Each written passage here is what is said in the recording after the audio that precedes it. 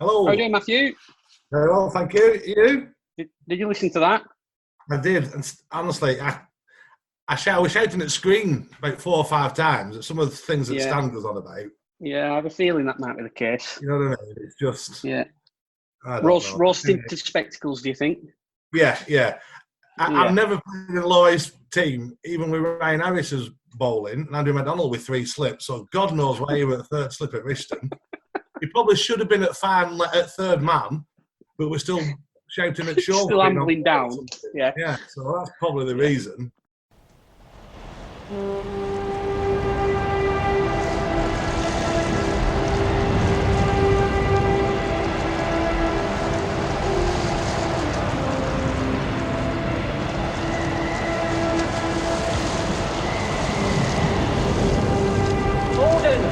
Gordon, send more house to save the house. Come on, the house! Welcome to Housecast episode 5. Can you believe we've done 4 episodes already? We seem to have got in the swing of things. Again, it's Adam. I'm not going to be present on this episode, but the last episode was so long we decided to split it into 2. Don't forget to check out our sponsor, Johnny, Art Caterers, Milltown Pies. We'll put a link in the description. And you can catch up with our back catalogue on Apple Podcasts, Spotify and SoundCloud. Please give us a review on Apple Podcasts because it will help. Enjoy the episode. Can I just mention, it was actually Gullah. Stan was at Gullah. And what went on, Tony Woodworth was playing. So obviously he tells it fantastically well. And it was actually Blaise who, you know, we can laugh and joke. It's not like being stood in a pub where we've got 5 or 6 hours. But it was Blaise that was speaking to probably mid-off, whoever it was, and pointing and saying, what's Stan doing there? We don't want Stan there. We've got to move Stan from there. And I'm concentrating. It was a really good day for cricket. Pitch was nice and hard. There was a little bit of a breeze. You know, what you got out of your bowling, you know, you put into it. And I'm thinking, right, I'm up for this. First ball, bing, just a big outside edge, straight to Stan, and it goes down. I'm not sure it was 6'2" away from him, but, you know, why spoil a good tale with the truth? And then straight away from then, Tony Woodworth and Blaise got into this. Oh, let's get him down to third man. And I threw my teddies out, which I always did when I was bowling, when I was getting angry. So that's where the story came from, Matt. Okay, so we've got Matt on primarily to have a bit of a focus on 2004. The floor will be yours in a minute, Matt, but we're just going to go around Joe and Jez first because I know they've just pulled a few key bits out of 2004, and then we'll hand over to you. So, Joe, do you want to go first? I was 10 in 2004, and I can remember only small parts of it. I can remember us winning maybe the first 5 games. Or 6, maybe even 6 games. Jez will be able to. I can remember that it was a big. I remember it being like a headline in the paper. I can obviously remember the cup final as well. When I've looked back through the scorecards and the season, what I did sort of notice was how sort of the team had changed from 2002, so 2 years previous. You know, having the likes of Finchy and Benbow, Matt. You know, you were playing. Although you didn't bowl many overs, that was something I did jot down. We'll talk about that, Joe. We'll talk about that. All right, okay. And having Vishal opening the batting and Blaise, it looked like it was a really quality team that really could have won the league, I think, if, you know, things might have gone slightly differently. But obviously we won the cup instead. There's some of my initial thoughts, and I'm sure some more will come out as we begin a chat. Okay, Jez. I mean, obviously, you know, Matt's got, you know, he was captain through that season, and looking at it, and really, because we've all got time on our hands now, of going through it, there's not a great deal jumps out where you can say, crikey, remember that game, or, you know, this happened, or there was that, you know, funny stories that happened. It wasn't like that at all. But I don't think, you know, and it'd be difficult to go through every season over, I don't know, the last 50 years. We can't have had a more settled side than we had that year. Even when, you know, the success came to us in 2011, 2012 and onwards, I don't think we've had whether that's good luck or good management on Matt and the selection committee's point of view, We only had, I think, with 19 amateurs that played, and there's probably 5 of them that only played 1 or 2 games. A couple of little highlights, Matt, and I'm sure you will expand on them when you're going to talk us through the season. We beat Burnley 3 times. Joe Beneducci flagged that up 2 or 3 days ago. It's fantastic, and we didn't come close to beating in those games. One was in the cup. With a game at Enfield where there was a tie. With only 1 no result, 2 replayed games. We finished 5th, which wasn't bad compared with how we performed for the decade or so before, with a relatively new side. None of us have mentioned yet, 2 Metre Peter. You look when he came, and again, Matt, I'd like to hear your opinion of him.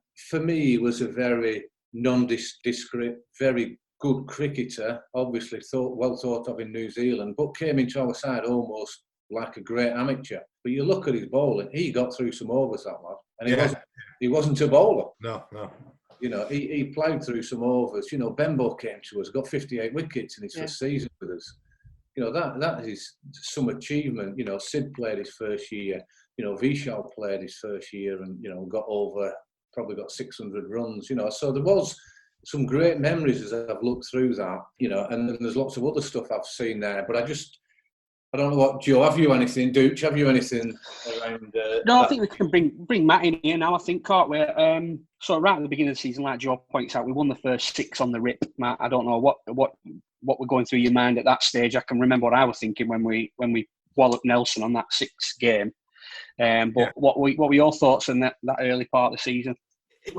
We'd had a couple of instances in the past going back in the poor times when we ended up coming middle of the table, bottom of the table. We had a couple of good starts in a few years as 3 and 4, but we never looked as strong as we did that year with Finch and Vishal opening, Fulton at 3, Blaise 4, Charlie, Benbow, yourself, all looking really, really, really strong. And I did honestly think, I always thought Aslan, who ended up winning it, were very, very strong, and they had the young John Simpson, Dearden, Ingham was still playing, Knowles, Barry. So they're always strong. But I think that's probably one of the first years I'd noticed the professionalism or the change in attitude. And I don't think it was anything I did, whether it was Stan not playing and going into running the cricket and putting it in that way, because Stan was involved in the selection in that side. Not because Stan stopped playing. No. That he got more professional and better, but the input he put in from outside. Obviously, Benbow, great signing. Vishal didn't need any really introduction. Finchy was that his first year or second year, I think. Wasn't it? Second year, yeah. He came in 2003. Tiffer was 2004. Yeah. So having them 2 lads, 2 and then Finchy for a 3rd year, were a massive plus. I did, although Fultz got through a hell of a lot of overs and was a lot better bowler than I thought he was going to be, or did a lot better than I thought he was going to be. He wasn't a genuine all-rounder who was going to tear through sides and win us. Although he did win us a couple of games with the ball, he wasn't going to go and bowl Aslan and I, you know what I mean, or regular way like Andrew McDonald did and Ryan Harris and Francois did when he came. So that was the only concern. I didn't know whether we'd have the depth in bowling, although Tiffer came in and did a great job. But it's little things, and it must have been something down to maybe Jez's age, Jez's injuries. Sid Riaz bowled more overs than me and Jez put together. That was always the case, always the case as captain. You always let someone else do it before yourself. Me and Jez must have had umpteen conversation about this, and I know Stan was involved in when I relinquished the captaincy halfway through the year to let Jez do it because it was affecting my performances. You always let someone else do it, Joe. It was really weird, and even subconsciously we'd go out and me and Jez would say, right, Matt, when I'm bowling, you look after it. When you're bowling, Matt, this with Jez, I'll look after field. Don't think of anything else. You just concentrate on bowl. I bowl 600 balls. Yeah. You know what I mean?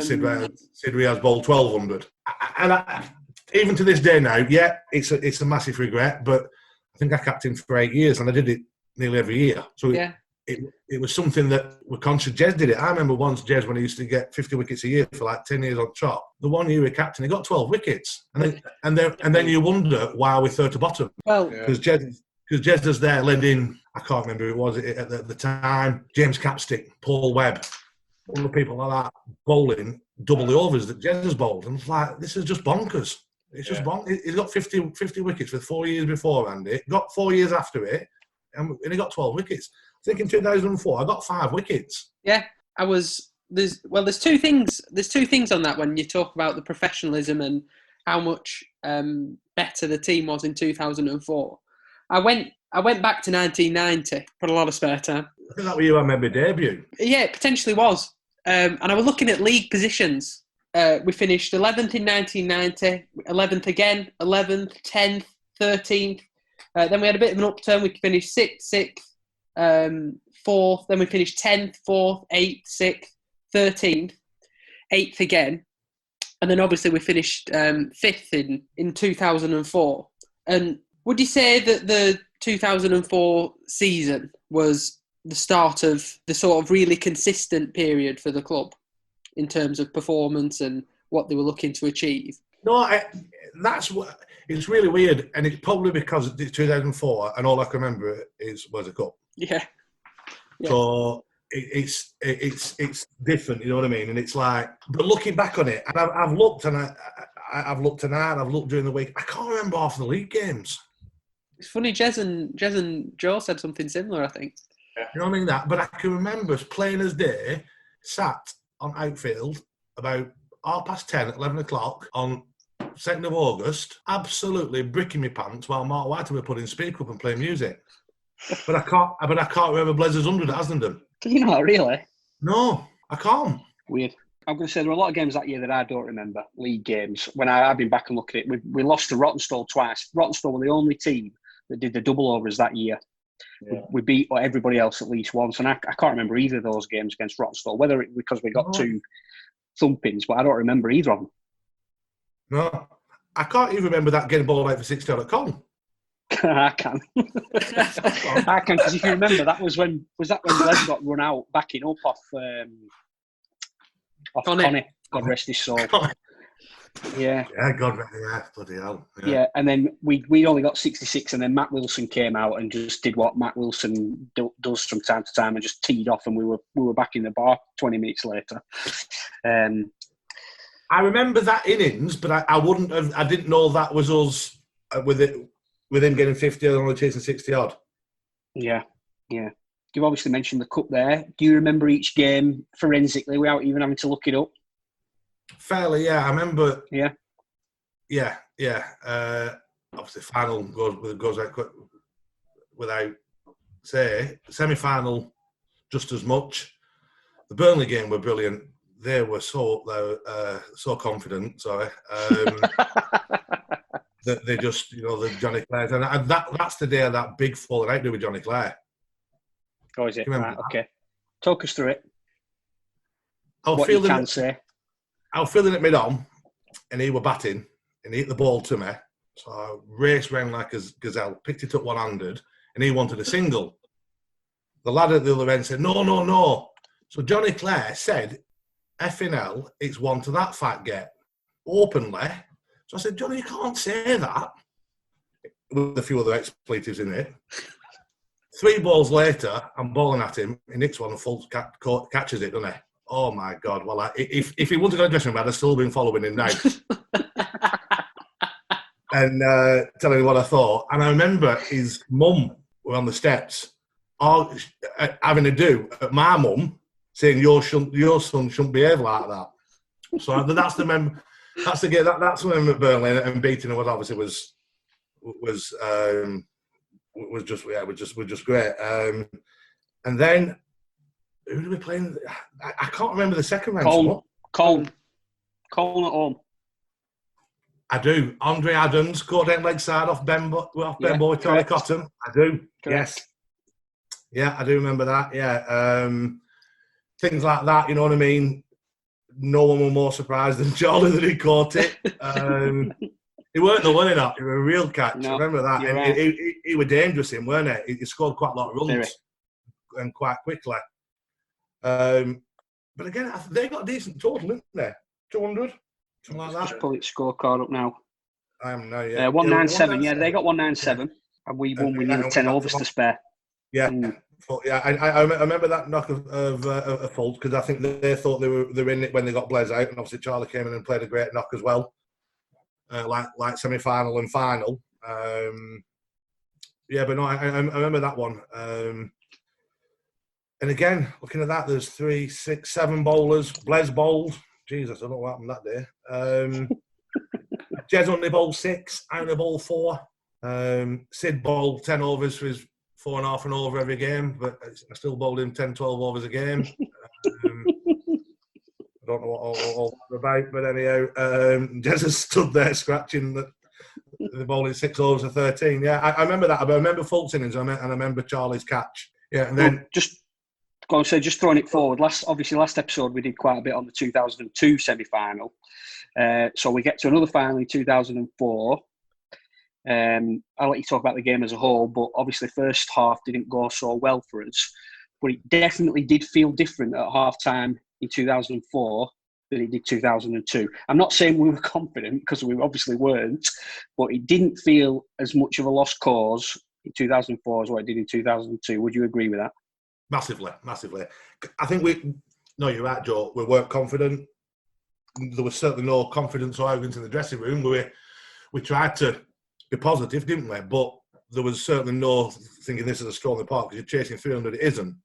But I think the bit more of the positivity in 2004 had come from the back of they should have got 370.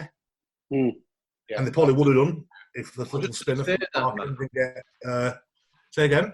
Yeah, I was just going to say that, Matt. If you remember, Peterson was smashing us everywhere, and it did look like this is going to be, a record score. We're not going to get near it. And for some, I've got the scorecard in front of me. For some reason, we got it back. Andy Barker got stumped, and obviously a fantastic off spinner, Joe Beneduccio, caught and bowled Peterson for a mere 148, and we clawed it back. I remember we did massively. Yeah, I remember that. And all of a sudden you're going into the dressing room and you're thinking, hang on, this is on now. It's still 310, but it's on, is this? Yeah. I remember, and I'm sure you will as well, Joe, you'd got Peterson out. All right, your figures don't look fantastic, but you got Peterson out. But again, it was the old thing that you got him out, then 2 out at next 3 balls, something like that. Rob Green hit into park, didn't he? The last over hit me for 21. Did he? Is that what it were? Right. Yeah. Cracky, I didn't remember that. Is that what happened? Yeah, I remember. Yeah. I didn't know, but I remember it. Looking at it, he got 24. Did that Rob Green? Give a couple. Yeah, but I mean, it's that classic thing as a captain. I mean, I probably got a wicket in the second to last over, so you left me on for the last over. But look at the bowling figures again. Fultz only bowled 7, Jez only bowled 5, Finchie only bowled 2. If I were only bowling because everybody else had gone the distance, weren't I? That was the thing. And only because I got a wicket fairly late on, you left me on. But obviously, in hindsight, it might have been better just to say, well done, get your coat, get your jumper off your pop. But it's easy to look back 15 years later. Yeah. I don't think that weren't the last over of the game. You don't think it were? No, it weren't. It must have been. Rob Green got 24 not out. I think it were. Anyway, it might rather the last or very, very near the end. Because I thought we got Peterson out a bit earlier than that. We might have. It might have been Barker. It might have been Andy Barker that was a later wicket. Could have been. But you look at that again, and you look. But I can't answer it because I bet if you went through every season I was captain, and it's no disrespect to it's just the same bowler, 2 for 60 off 10. Jez 1 for 33, Fultz 1 for 42. That's probably bowling spell of my own. I remember more than anything that was best of ball for a long time. But then just looking at that, but anyhow, so I think the big thing were at Church. Mark Higgs just took us apart, and they carried on. The amateurs carried on. Where I think we stemmed them down a bit. So although we didn't go in as favourites or confident, we went in at a damn sight better frame of mind than we did in 2002. Yeah. And we were a significantly better side as well, probably, weren't we, in 2004? Our league position at the end of the season tells that story.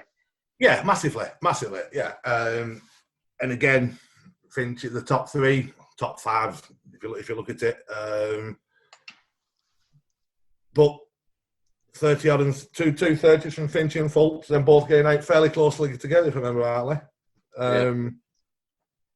Win 20 odd runs of each other. I'm thinking, oh Jesus, could have done with one of them staying in, but obviously then the rest is history with the way Blaise and Charlie battered. And I'll never forget that. And I did study this scorecard quite a lot in the early times after that. And there was something like 90% of balls in a 20 over spell between overs 20 and 40, they scored off them. And whether it ones and twos, obviously Blaise was considerably a lot younger then. Charlie's always been fit as a fiddle, and they just ran him to death. Yeah. But again, I think if that had been 2002 or earlier, when Blaise and Charlie got out, we'd have got beat. Yeah, Matt, I agree 100%. And this is where I want to come on and put you on the spot a little bit. You look there, Blaise 91 balls for 107. Okay. Yeah, all right. He's got 40, 80 odd in boundaries, but they ran the socks off him. Yeah. And then you look at that same lad Green. I can't even remember who he is. Benbow's got 21 off. I don't know how many balls. You come in, you get out for 3.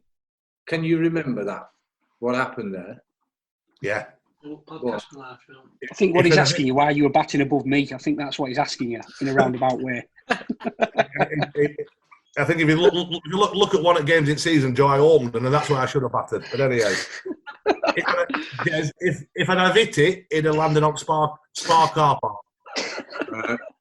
But I didn't hit it. I don't know. And then Joe, it was just one of them. I think, but both me and Joe were predominantly hit it straight. I'm a little bit more leg-sided than Joe's. And I just went in. I think I went in, and I just thought I was going to try and put 2 or 3 in park. Benbow had done something similar, but batted a little bit sensibly. He got out in exactly the same way. Yeah. And I'd just gone in and just tried to put 2 or 3 in park and just get it over the line. And missed it, right? And Joe and Benny came in and did exactly what we needed. But whether that had been Joe or Ben, obviously too, Joe quite experienced then, Ben only a kid, Lowerhouse, if you will, fought like in the blood. We wouldn't have won that 3 or 4 years ago. No chance. If we did what we were there, 263 for 6, 283 for 7, in the semi-final, they did another 30. We'd have been 290 all out. Yeah, and when you look at that, you're right, Matt. 252 for 5, and Charlie's gone, Blaise has gone. You know, Benbow has probably gone. Then I think you would have been out at that stage. You know, you'd have thrown your bat right across the ground. Probably broke a couple of windows as you came in, and then Joe and Ben have to go and pick up the pieces. I do. You know, that's where, you know, and I'm not taking anything away from Blaise or Charlie in this game and in the final, which we'll come on to. But there is other little points within the game that sway things. Yeah, there's the superstars, and yeah, there's things that happen, but there's little bits of things that, you know, Ben's run out of Knowles in the final, and little things that change games, which, yeah, you can train all you want, you can call it luck, or you can call it that habit, you know, like you just said, you know, 2002 and probably for a million years before then, it could have been, you know, unlucky Lowerhouse, things didn't go right. You know, great effort. Yeah, great effort, well played, never mind, let's have a pint and you can all go home. So, what did you feel like, Joe? Can you remember? Just before that, Jez, it's quite funny. I've had the other side of the tale, fell it just before Christmas, from Maz Ahmed. Joe knows him. Joe gets all his clothes from him. He still Where did you see him, Matt? Where did you see him? Why did I see him? Because I went to get Blackburn Market, Maz's jeans, went to get my denim jacket. Is that all right? Fine, carry on. And my denim shirt with them press studs that kept popping open. But he says from the other side of it, Des, he said, like, he obviously he praises Blaise's innings, Charlie's innings. That's all he seemed to remember. But they were. He had none of the worries or thoughts or ideas that they were going to get, because he was captain when they were going to get beat. Yeah. At half time. Yeah. He thought that. Oh, absolutely. Yeah, and it was only when, probably in that 20 over spell, when Blaise and Charlie weren't scoring. Look, they only scored, Blaise, it's 4-6 as well. They only scored 14 forwards. Yeah. And they probably both battered, I bet, for 30 odd overs. Yeah. And he said it was in that period when them two just didn't look like that they were going to get out. That's the only time that they started to worry, but it was obviously too late because we got the momentum on our side then. Yeah. So, Matt, I don't know whether others want to discuss more about that game, but when you, after winning that game, it must have given you so much belief going into the final that one of my questions that I had written down was, I think I was tallying that day from memory, right. And my brother Paddy did the final, but I think I was tallying that day, and I can remember it being a really nice day. I can remember there being a really good wicket, and we bowled first. As we did in the final, and I can remember people thinking, or people wondering why we'd, after we'd conceded 300, why we'd bowl first. I don't know if that was part of the game plan.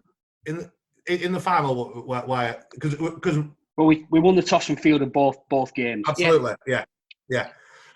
Predominantly, but two reasons. One, they're professional. Who we'd had Mustafa pro. We'd played against him a couple of times, and he was one of them pros that I always thought of playing against him. No matter how many you get, he'll set his stall out to get them. If he's got to set your total, he has to do something different. Yeah. I haven't played against Peterson that much. I can't really remember why I stuck them in, but that was my thought process. I never remember that. It was Rothwell as his chairman. Mark Rothwell, yeah. Mark Rothwell walking right ground, 10 man with 2 rolls of carpet under his arm, saying, "That's it. They've stuck us in. Game over. Never stick someone in a cup final." But I felt when I was lifting cup, I couldn't find him. I didn't know where he'd gone. Just on captaincy, I just want to ask you or make a point about captaincy in the cup final. I mean, we're all captain sides. You're making decisions even before the game starts. You're making 100 decisions a game. Most of them are quite insignificant, whether you're having your third man up or back or whatever. It's very rare you can look at a game and pinpoint the outcome of it on a captaincy decision. But in this game, your decision to bring Ben on possibly won us the match. Would you agree with that? I mean, obviously, there are a lot of other things that go with it. But again, like the semi-final, we would have been chasing a hell of a lot more had Ben not been introduced when he was and turned the game with the run out and then the wickets thereafter. Yeah, I can remember it. I remember Jez fielding it mid-on or mid-off, and our shouts, "Ben, park end next over." And Jez actually said to me, "What the f are you doing?"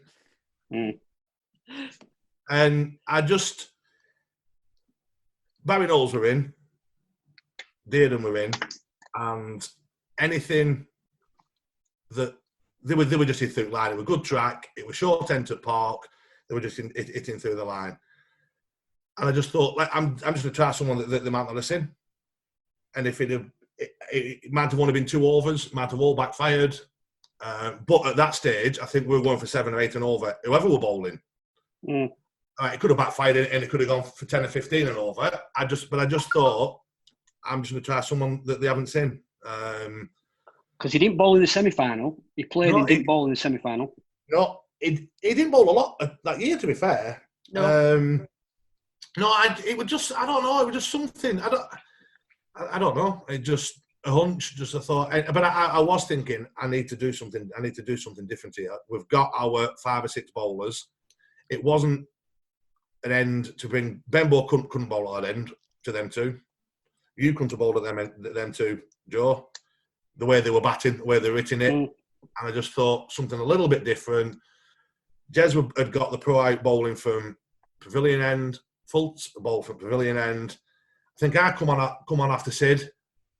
And I didn't go around the park, but I remember I think they probably got a boundary and over for 2 or 3 overs. And my only thought on what it was, I need to do something different. I just got to try something different that they might not have seen. And you know what, Matt? We just, you know, people talk about inspired captaincy and, you know, the things that change. I remember it. You remember you saying to me, my biggest concern then was you can't bowl from park end. But that is what had been ingrained into me right from Roger Bromley's days. You know, Stan will confirm that, you know, if Roger went anywhere near the park end, he used to come out in cold sweats. Yeah. Pros would never bowl from the park end. Certainly, you know, certainly mediocre pros or pros that didn't want to, you know, be part of the team. So I had that ingrained in me, thinking, Matt, what are you doing here? You know, I had some overs left then. I bowled 3 spells. You know, you look at Sid, he's only bowled 3 overs. He's been our main amateur bowler all season. And yet, and this is me thinking at the time, our captain's not going to bring him on when there's a bit of pressure on. He's bringing this young lad on at the really, you know, the difficult end to bowl at. But, you know, inspired captaincy. And it's like we said before, you know, it's... What did Stan used to call it? It's Jules de Creek that haunted our cricket ground.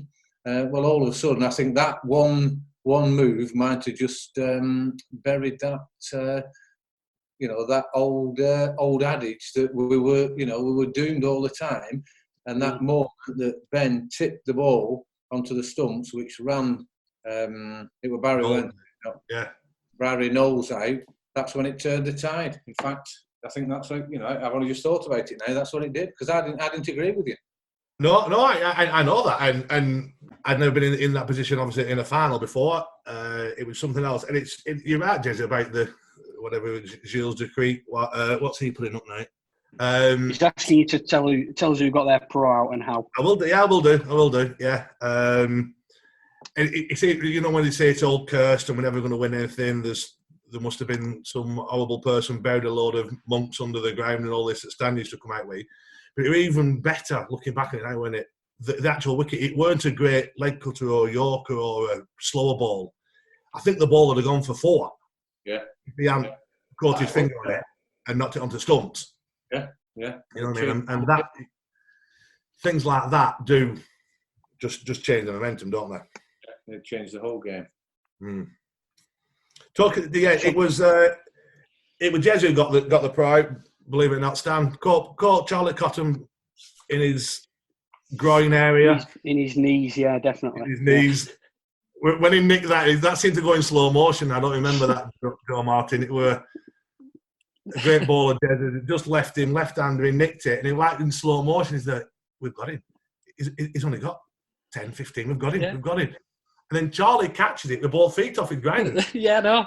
And like he caught a beach ball. And everybody just jumped up and down. Charlie's got ball. It was just proper slow motion of how he'd done it, and it was just how he caught it. Yeah.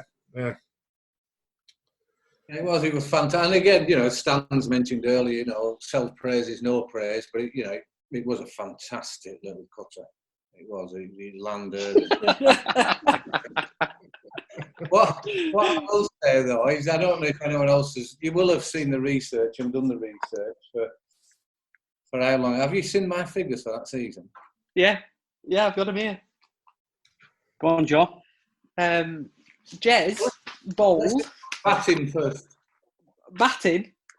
Jez, you got innings? 4 runs, 8 innings. Average of good average of half. Good. 3 not 8, so it's an average of 1.75. Average of 1.75. Right, okay. Fair enough. And then bowling, 109.5 overs, 12 wickets at 43.6. You used to bowl them back end of April, Jez. We injured. No, you didn't bowl me, you tosspot. Does he bowling since he has? One of the things that I think from that that was Jez's last year. I have another stat for Jez, which was who his last ever wicket was for in the first team at Lowerhouse. He can have a think about that if he wants. But in lots of pro afterwards. No, his last amateur wicket. Yeah, but in the seasons previous to that, Jez, I've commented it on before. The sheer amount of overs that you bowled for the cricket club, and then in 2004, your last year, you must not have been able to walk when you went to work on a Monday.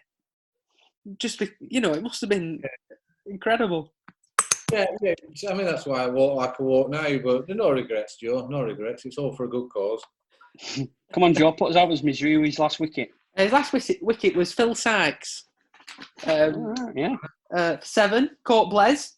Joe Beneducci in the league in 2004. You took 1 wicket. All right, good. Do you know who it was? No. Sean Lemon, caught and bowled. Sean Lemon, good player. Bowled. Yeah, good player. That's what I thought when I saw it. Yeah, I've written a lot of stats down, but let's talk. Should we talk about the batting innings of 2000 of the cup final? Yeah, definitely. Again, we went in at the interval, not confident. I think we'd done a good job. 231, I think, was probably a touch below par. Good track, nice day, and that top 5, 6, or 7 that we had, fairly confident. One of them had to go on and get a good one. We lost Finchy and Vishal early doors. Oh, it's a bit of a worry. Fultz come in and played like Fultz does. Always seem to get out to the most innocuous bowler. You know what I mean? And then Blaise and Charlie. I think that's probably the best partnership. Better than the semi-final. It was, again, if you look at that one, they even less boundaries, 11 fours apiece and 1 6, and they did exactly the same as they did in semi-final. Again, I think there were 25 overs at middle of the innings. Yeah. Well, Haslingden probably thought they were on top, but they were scoring 5 and 6 and over. Mm. Yeah. You know what I mean? Mushtab has gone none for 40. Yeah. Off 10, and he was a great bowler. And they just, I can't remember. I'm sure I looked how many times they hit him for boundary. Blaise reckons it were 1 or 2 in the 10 overs, but they just 1, 2. Obviously, Charlie were like bloody whip it, weren't they? Still is. And Blaise were how many years ago? 16 years ago. So he would have been 60 then, wouldn't he? So he was a lot younger. And he's always been a fit lad, hasn't he? So, but that was just great. And the good thing about that, not the good thing for Charlie, because it'd have been great for them two to both walk out, not out. When he was out, I wasn't anywhere near as concerned as I was when them two were out in semi-final. And to answer your question, Jez, you put it, I think, either on email or on WhatsApp. You're looking at there that Blaise and then Ben went in and battled with Jez, and it's got me down as next to bat. There's not sure I weren't going in next.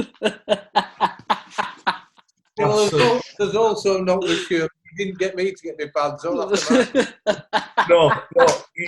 Our having kittens in changing room. I mean, it was only a very short spell of time, but I was padded up, and I remember never having felt fear like that. Absolutely. And we only needed single figures. But I just thought, if I have to go in now, I don't know if I'll be able to hold bat. I'm exactly the same. And I didn't have my pads on. Because it was pitch black as well by that stage. It wasn't pitch black, but it was dark.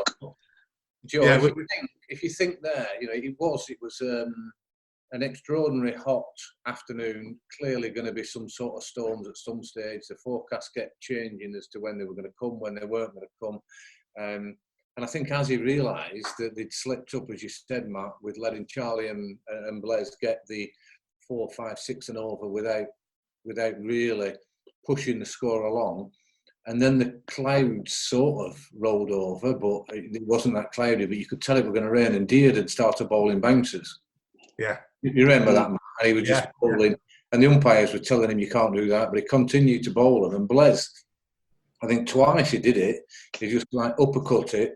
And where he uppercut it and it went. I think one went for 6 and one went for 4 into the park, and then we actually came off for rain, and we're all like putting the covers on. But I don't think it was as hard as we expected it to be, or certainly for any length of time.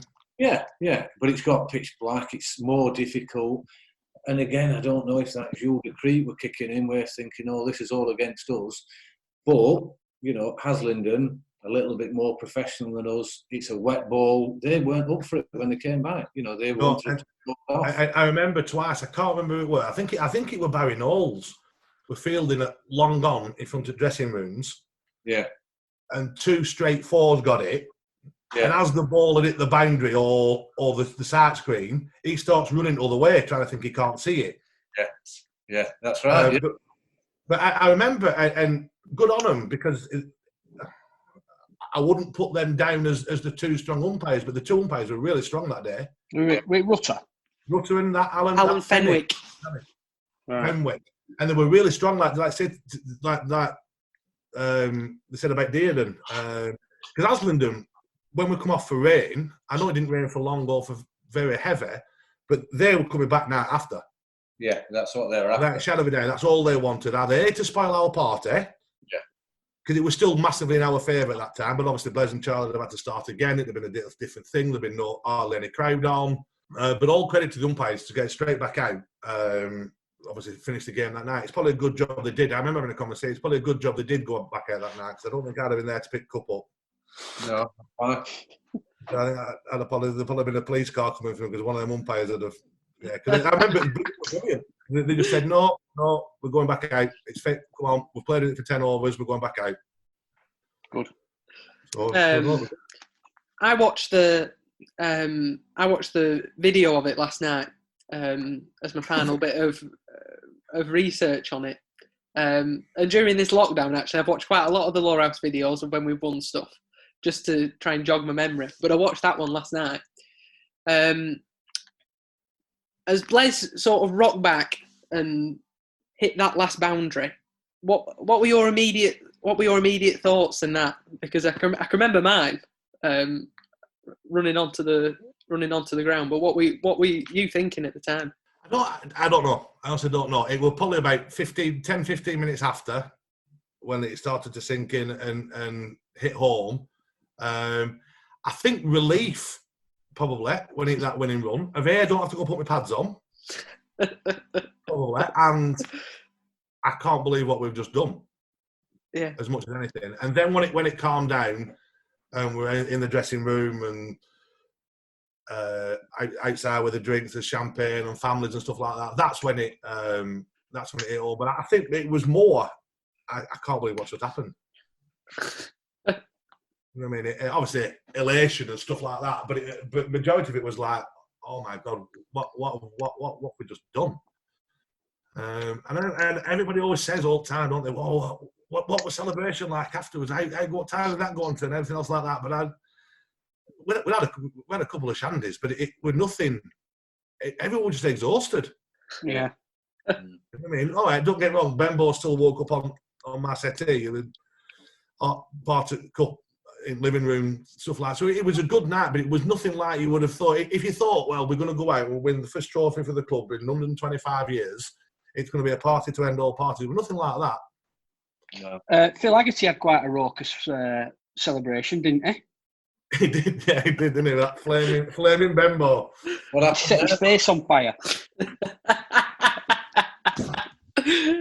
You're having a like it must have been, what is it, Sambuca or something like that, and he like that, yeah. Tiffer were getting him to light it as he were drinking it, and he's lit it, spit it out. It's gone on his face, and his face just went in flames.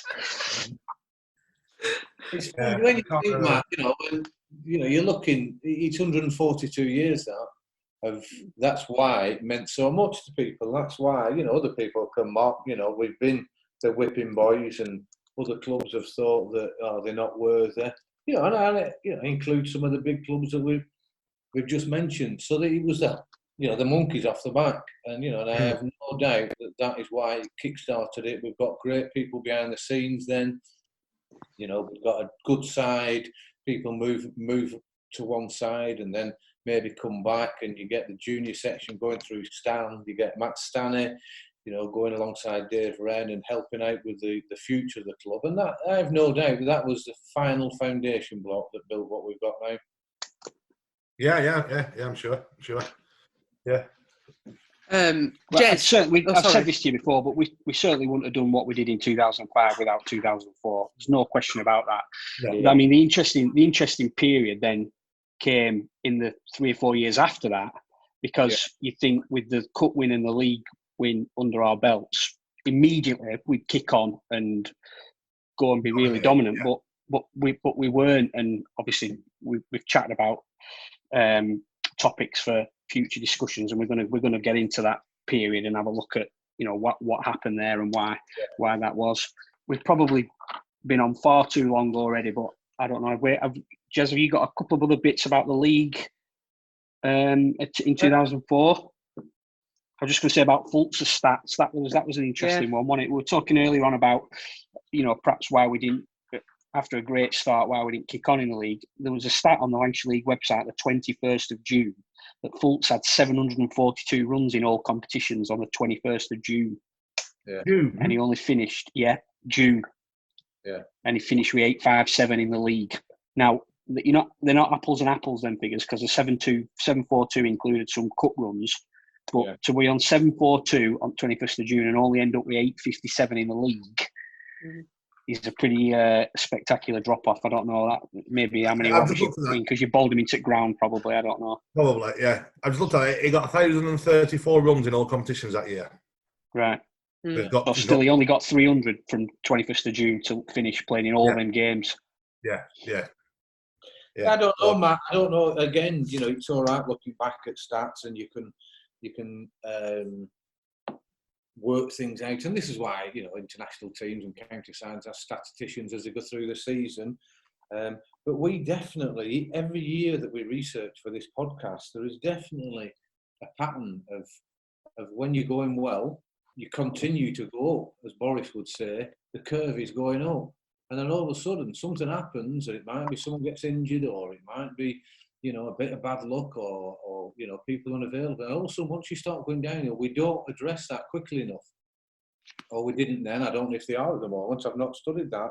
But we did go through the stages of Fultz getting wickets, bowling lots of overs for not so many runs, and all of a sudden we'd get beaten, and it could all go to ration.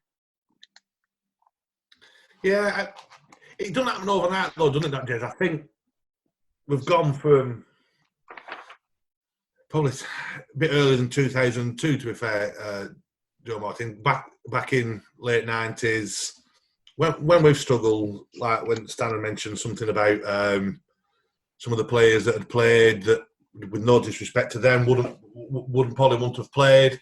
You don't go from being a side like that, Jez, using 25, 30 players, 5 or 6 people playing once, to being a good, professionally run team overnight. And I think we went through that probably early. It probably was starting 2002, 2003. Jack Rudolph came over. All right, he was very young, but he came over with a bit more of a. The five centuries got people talking about us and a bit like that. And I think we had a decent run under Jacks for a period of the season. And then I think, let's say, Fincher coming in 2003. I think Kuala came in 2003. And you're right, coming through 2003. Did we have Ryan Harris? Did we have Ryan? Yeah, Ryan. Yeah, we signed those 3 players before the season and Ryan Harris. Yeah. So, I mean, that's quite an injection in it, that. Yeah. Did Ryan not... is that not the year he had to go home because of his mum? No, his mum was much later. No, he did go home early, but that wasn't because of his mum. Right. I think it was just because of his commitments. Yeah. Again, that's why it probably was a start, and those people. And Ryan, you can't. Everybody asks who's best boy he's played with, who's best boy he played against, etc. And him and Andrew MacDonald, not just because of the undoubted ability of cricketers, but everything else. And I'm not saying that it's the beer, because Andrew MacDonald came out with us, but he wasn't a big drinker. a few times he fell asleep in park, didn't he? And he had to walk home, and Keel had to come and get him and stuff like that. So it wasn't, but he was there. He was one of the lads but on the field, he would beat his mum at a game of Tiddlywinks, weren't he? He was just absolutely all over it. And I think a lot of that came in, and we had the right side, the right calibre of players, the right mental attitude to take it on board. Because we've had them before, haven't we? Cameron Williamson, probably the first pro I played quite a bit with. He was just like Andrew and Ryan, so committed, so professional, and sat everybody down and had meetings, Jez with captain meetings. This is what you need to do. This is what you need to do. But we just weren't good enough. 6 or 7 of them just weren't good enough. Whereas when we got into the Ryans, the Andrew McDonalds, and Francois, when he came over when he was professional, we had the players that were good enough to do what the pro was asking you. And I think that was over a period of time. And when obviously those, like say, Sid didn't play anymore, QL didn't last long, Cameron Fruit didn't last long. We were then moving into with it probably that more, but then the likes of Matt Walker, or they were a bit young then, or was it? Did we have? Much later. Yeah. So I wonder if that's where we had a bit of a lull after 2005, with a 2 or 3 year lull, didn't we? Until the likes of Johnny, Joe, Paddy, Matt Walker, Joe Hawke came in. It'd be interesting to look at the side in 2007, 2008 then. I played in 2006, I think. You did, yeah. You did play in 2006. Who were pro in 2006? Ryan. But that's the year that he had to go home early because of his mum. Right. And if you remember, the season ended it didn't end, but we were right involved in the league until we got hammered by Baker at home when Chris Cairns got 100 and a lot. Right, was right. And then did Ryan play quite a lot after that? Yeah. Yeah. Yeah. Right, and was Brendan Drew 2007 then? Yeah. No. 2008, Drew. Oh, right. O'Brien was 2007. Yeah, right. That's right. Right, yeah, that's why I played for a couple of years after that. Then, yeah. Anyway, Matt, Todd had a pro called Panda. Gayan Pandey. Yeah, he was about him. I didn't really fall out with him. He probably A, couldn't understand what I said to him. B, couldn't say anything back to me, but he had horrible eyes. And he was like a bit like that Muley Kartik from Rami, another one. And he was always one of them. There's nothing worse that you're bowling at him, you're trying your little testicles off, and it's for a great shot. You don't have to run. Oh, he did that thing, didn't he, where he slid his bat in? Yeah. He runs past you and you follow through and taps his bat in at non-striker's end. So what did you say to him? I can't really repeat it on here, Jez, but it weren't that nice. Bleep it. You can. You want to be racist, were you? No, it wasn't. There was quite a lot of expletives in it, and I did mention his eyes. His eyes were horrible. I think he got a century against us that year, didn't he? Yeah. I'm fairly sure he got runs against us. It was so. I can't remember exactly what it was, but it was something along the lines. I'll poke those effing eyes out if you walk past me and tap your bat in that end again. So he carried on doing it because he hadn't got a clue what I'd said. No. That's quite accurate as to what you said, because I wasn't mid-off. But he was about 23 when you said it, and we'd got 205 for 6, thought we'd done a great job, and he went on to get 106, and they knocked him off with about 3 overs to spare. Yeah, but it was eyes. I just couldn't do his eyes. I want to mention the game from 2004 to big Frankie Entwistle up.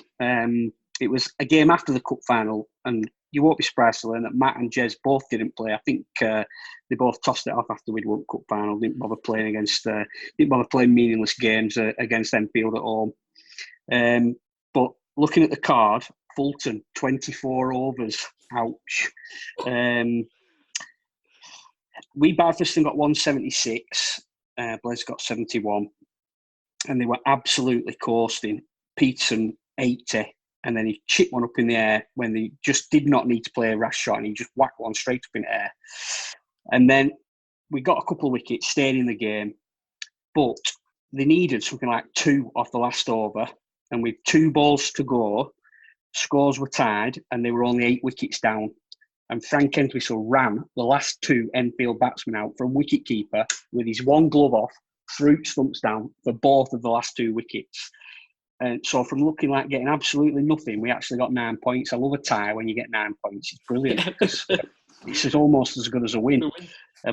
But Frankie felt like he'd done that. He got us them points on his own from nowhere. It was one of my favourite games.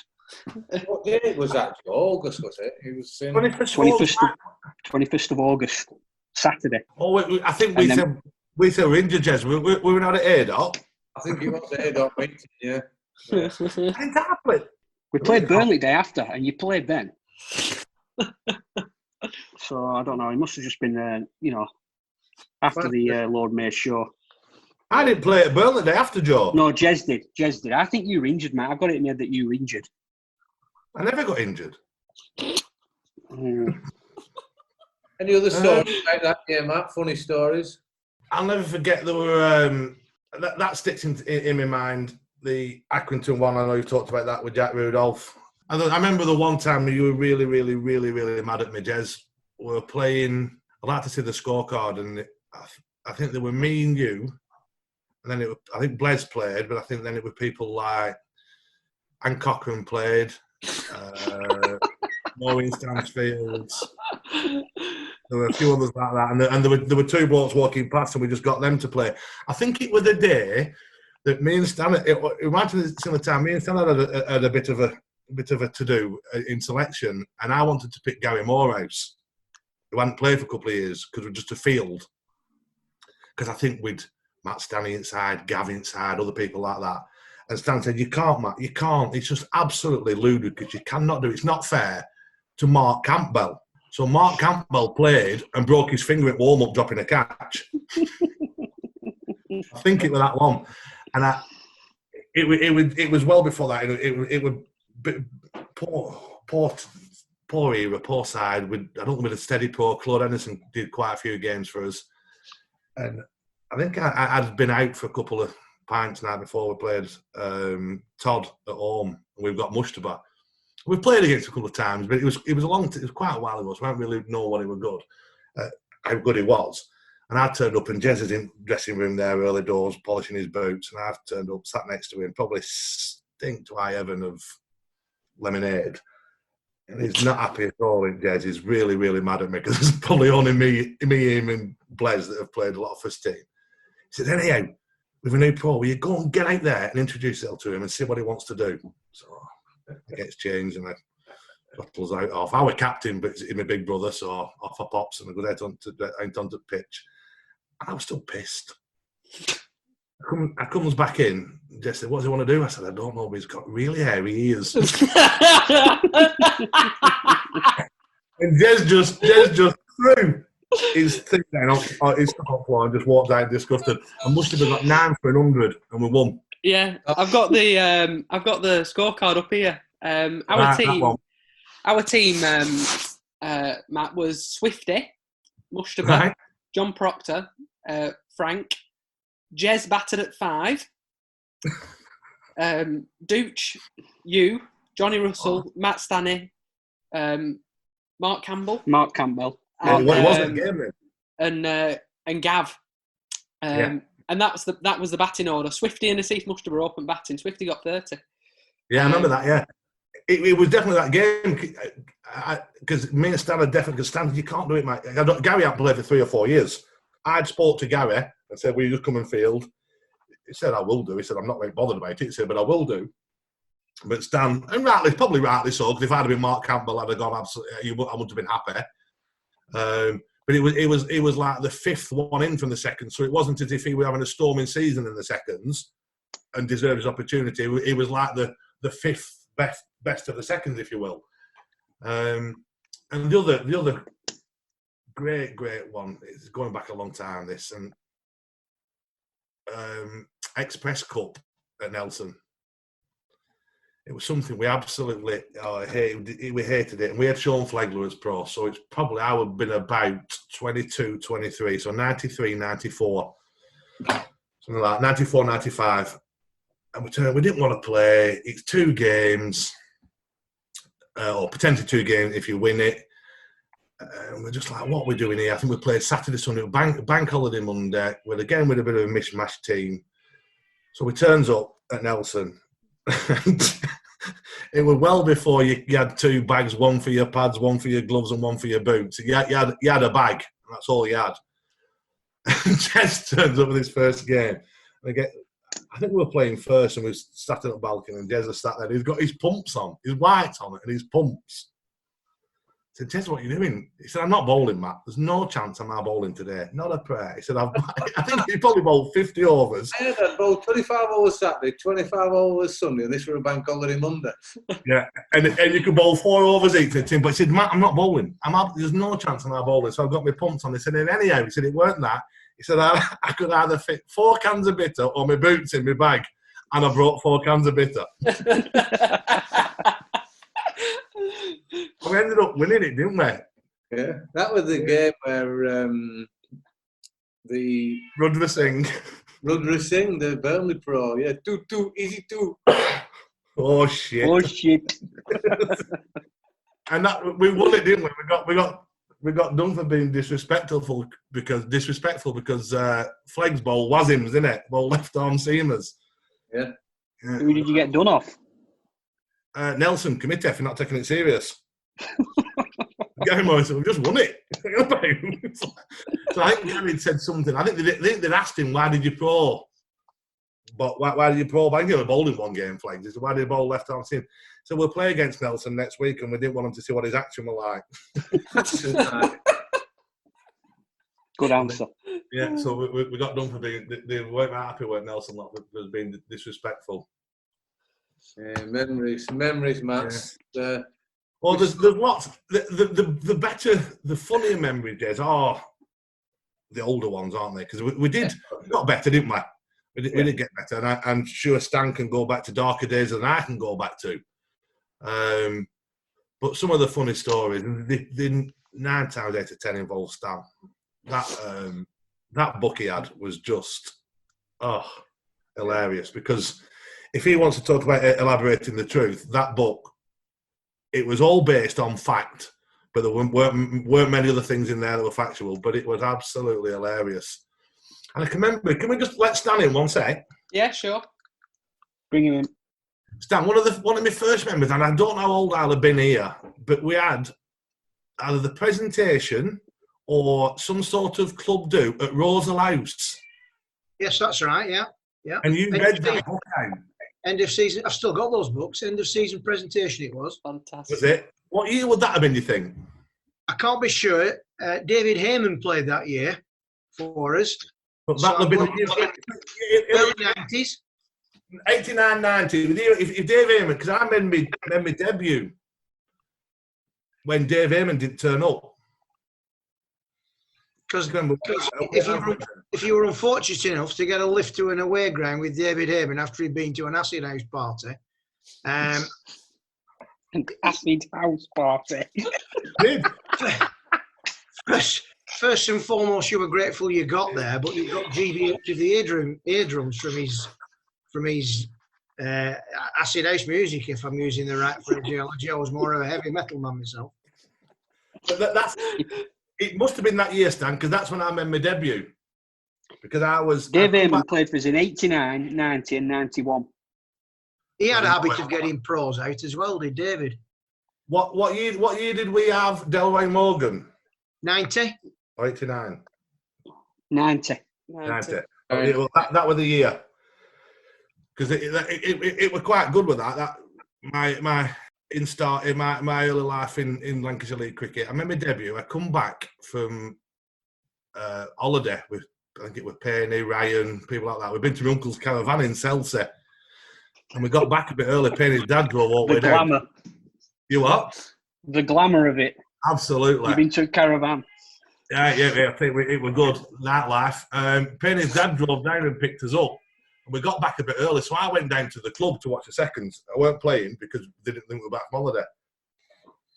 And I ended up with a phone call. Dave Eamon had turned up away at Aslington. Can we have one at seconds? So Rusty with the captain. He said, well, Matt's here. We've started. Matt's here now. He'll come over. So someone come and pick me up. I went straight over. Borrowed kit. Again, nothing with mine. I was a little bit slimmer in them days. So I borrowed kit. And I went out to bat. Mike Whitney was there, pro. So the first ball I faced in first team, I were out. The first ball I bowled was a wide. And first catch that come to me, I dropped it. So will you ever play it again, Matt? Absolutely. So thank you both very much for your time. Yeah. And we'll see you all again soon. Thanks again. No, when will this go? When will this go live? I've already sold 4 copies. When can I get this? It will be. Depends on Adam.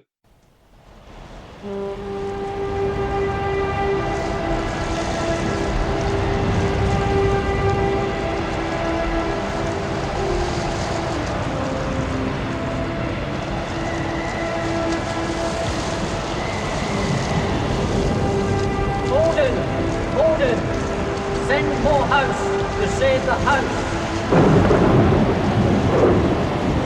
Come on, the house! That's a hell of a story, you know, when he let go of his bat. Yeah. Can I tell it? Of course you Go on, can. then. Right. He comes, as was rightly said the other night, to practice. Kept watching us a few times, and somebody came up to me and said, there's a lad down there who wants to play for us. So I go down, in the broadest Jamaican, I think they call it patois, in the most broadest you've ever heard. Couldn't tell the word he said, but fortunately he repeated the last word 3 times every time. So he comes to practice. We think he's a bowler, but he can hit it. And that practice night, they're doing skied catches. And he's catching them in front of the Park boundary with one hand. Anyway, we pick him for the third 11. I go around to pick him up from his flat, because it's his first game, so we'll make him welcome. Pick him for the third 11, and there's this massive smell of unlawful substances wafting out of his flat window. So he got the hard word. Next time I'm coming to pick you up, don't embarrass me by smoking weed. Anyway, before he can play for the thirds, the seconds are short and he gets drafted in. Goes out to bat at number 7, wicketkeeper stood up, faces this ball, goes to hit it down to long leg, lets go of the bat, which hits the keeper, but it's like a glancing blow. The bat flies down to long leg, who starts chasing the bat, obviously, instantaneously, thinking it's the ball, but the keeper's held on to the ball. But the keeper's concussed. So he's about 3 yards back from the wicket, staggering around. The fielders are shouting, stump him, and Greg Brown's gone for a single. Chris Hastings at the other end says, get back. So he sticks his toe in as the keeper collapses onto the wickets to try and stump him. And Greg says, safe, man, safe. The Ramsbottom captain is at mid-on. There's a pause for us outside the changing room. And then even I burst out laughing because it was so ridiculous. And as it died down, their captain at mid-on said, fucking hell, he said, and he's number 7. What's coming now?